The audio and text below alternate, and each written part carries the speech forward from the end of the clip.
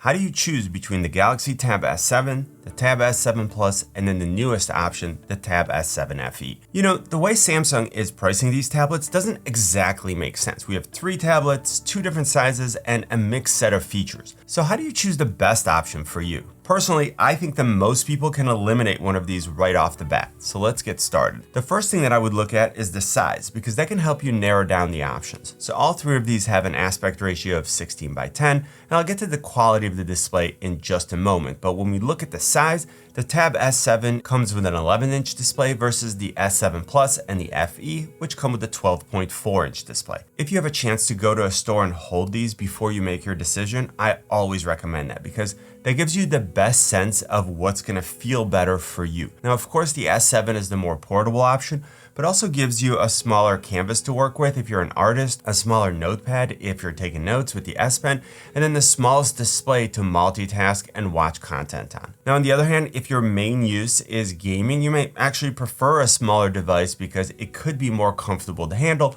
but we'll get to gaming in a bit. When we look at the displays themselves, then things get really interesting. So let's quickly talk about the specs and then see how they translate into real life use. The Tab S7 has an 11-inch 120Hz LTPS TFT display with a resolution of 2560 by 1600 and 274 pixels per inch.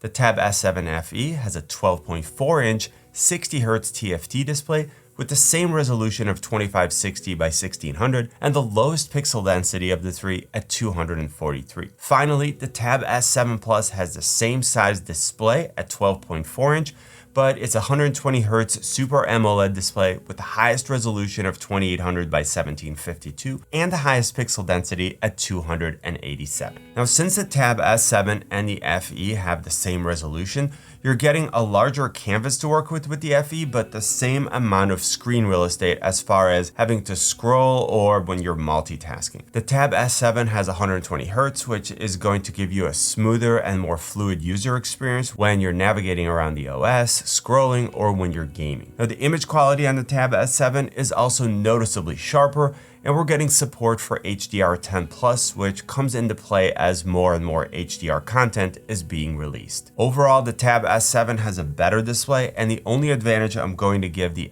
FE is that it's a larger display. Now, moving on to the Tab S7 Plus, we're getting the best of both worlds and more. We're getting the larger size of the FE, with 120Hz and HDR10+ support from the Tab S7. On top of that, it's an absolutely amazing Super AMOLED display with incredible color, deeper blacks, and we're getting the highest resolution, so we're actually able to fit more content on the screen. Now, overall ranking for me would be the Tab S7 Plus at the top, then the Tab S7, and then the FE. From a design standpoint, Samsung did a great job and all 3 tablets are very similar. All 3 are machined aluminum with rounded corners, squared off edges, and smaller bezels all the way around. All 3 have volume controls and a power button on the side, a USB-C port for charging and connecting accessories, then a micro SD card slot, which allows you to expand the internal storage by up to an additional 1 terabyte. The Tab S7 and the S7 Plus have 4 speaker grills versus 2 on the FE,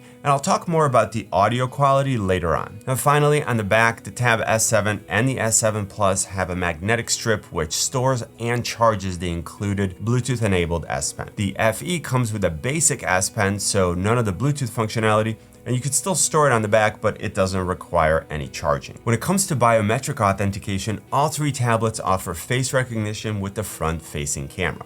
Now, the Tab S7 and the S7 Plus also offer a fingerprint sensor.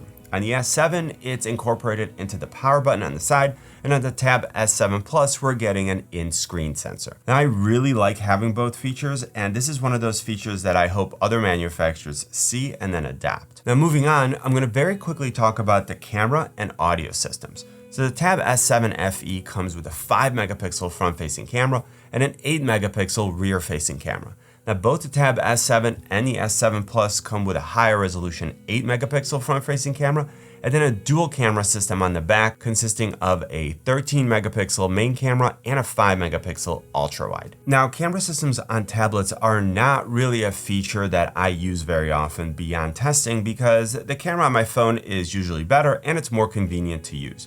What I do like about all 3 of these is that the front-facing camera is on the long side. So When the tablet is horizontal in a case or on a stand, you're positioned in the center of the frame. Unlike with the iPads that have the cameras on the short side, which if you have them in landscape mode results in a really strange camera angle for video calls. So while I don't really use the camera systems on my tablets, if you want the best system, that's either the Tab S7 or the S7 Plus. Now when it comes to the audio system, all three are powered by AKG speakers and support Dolby Atmos. But the Tab S7 FE has 2 stereo speakers, one on each side.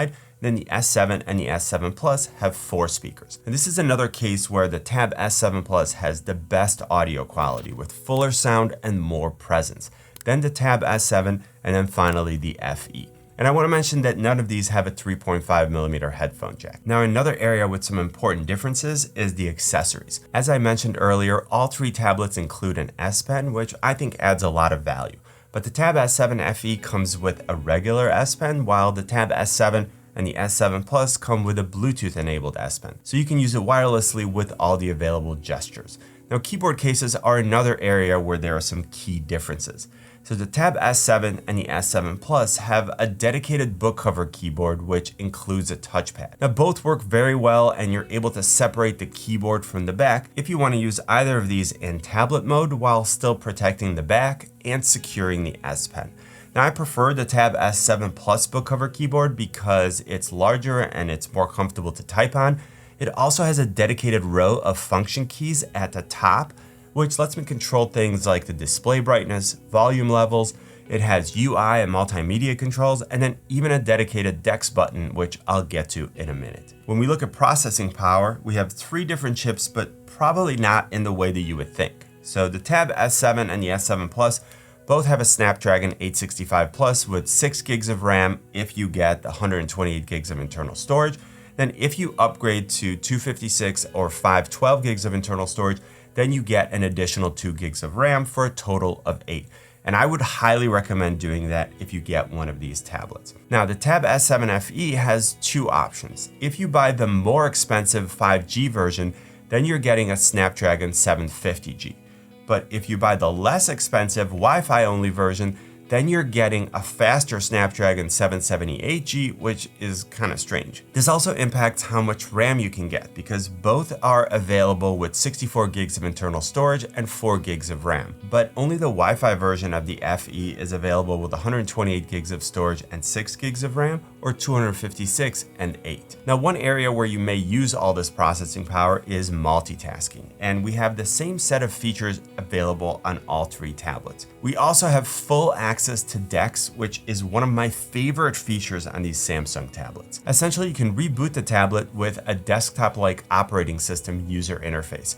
We're getting an actual desktop with icons, folders, a taskbar. You can open multiple windows. You can snap them to half the display. You can even have floating windows. You can also connect to an external display and then get a dual display setup with a mouse and an external keyboard, which works great. And speaking of dual displays, another feature that I love about these tablets is that they can function as a second display for my 13-inch Samsung Galaxy Book Pro 360. Since I always have a tablet and my laptop with me whenever I travel, I love the fact that I can have a portable dual display setup that only takes a few seconds to set up. Personally, I've always felt like I'm so much more productive when I have more than one display. Now, when we look at battery life, the Tab S7 comes with an 8,000 mAh battery, while the S7 Plus and the FE come with a 10,090 mAh battery. Now, I've been getting excellent battery life out of all 3, so somewhere around 9 to 14 hours of mixed use. And if you're interested in me doing a more detailed battery test